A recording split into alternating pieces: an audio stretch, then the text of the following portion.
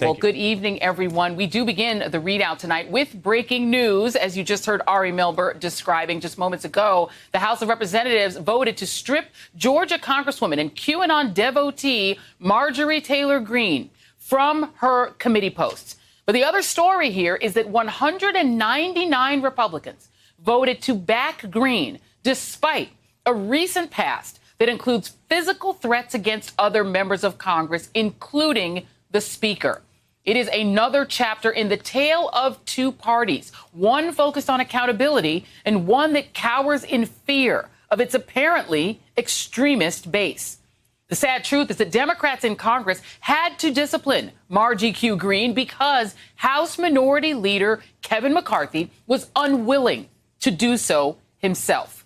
McCarthy was willing to hold a secret ballot on the fate of Republican Congresswoman Liz Cheney, his own third in command, who received a resounding, if anonymous, show of support to remain in Republican leadership last night. But he couldn't muster the courage to reject the QAnon Congresswoman. With this vote tonight, House Republicans, many of whom stood up and gave Greene a standing ovation in a caucus meeting yesterday, will now be defined as supporting someone who backed calls for assassinating Speaker Nancy Pelosi and threatened the non-white women members of the squad in social media ads. She promoted an anti-Semitic and Islamophobic video that had reportedly been circulating among neo-Nazis, which claimed that, quote, an unholy alliance of leftists, capitalists, and Zionist supremacists have schemed to promote immigration and miscegenation with the deliberate aim of breeding us out of existence in our own homelands, unquote. Take that in.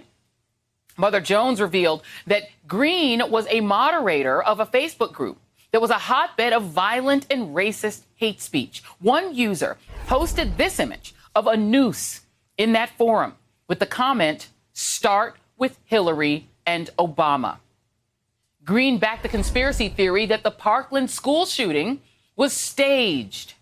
And she physically harassed an 18-year-old survivor of that shooting, David Hogg. She even said there's no evidence that a plane hit the Pentagon on 9/11. And just last month, she sat down with right-wing British columnist Katie Hopkins, expressing solidarity with someone who has compared African migrants to Britain to cockroaches. And all of this represents just a fraction of what Ms. Greene has said she believes. However, with her committee assignments on the line today, she tried to walk back at least her support for QAnon. I stumbled across something, and this was at the end of 2017, called QAnon. And I got very interested in it. So I posted about it on Facebook. I read about it. I talked about it. I asked questions about it. And then more information came from it. The problem with that is, though, is I was allowed to believe things that weren't true. Later in 2018, when I started finding misinformation, lies, things that were not true in these QAnon posts, I stopped believing it. Allowed by who?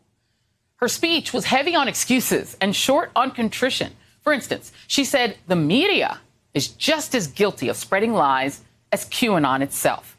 And as if to advertise that her faux contrition on the House floor was a fraud.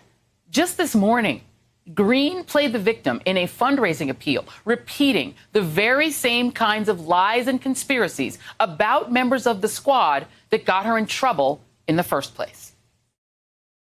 The gentlewoman for Georgia, as we speak, continues to fundraise off these disturbing remarks. I'm not sure what she said to the Republican conference last night, but just last night she tweeted about raising $175,000 off of this and said, quote, "We will not back down, we will never give up." That's not contrition.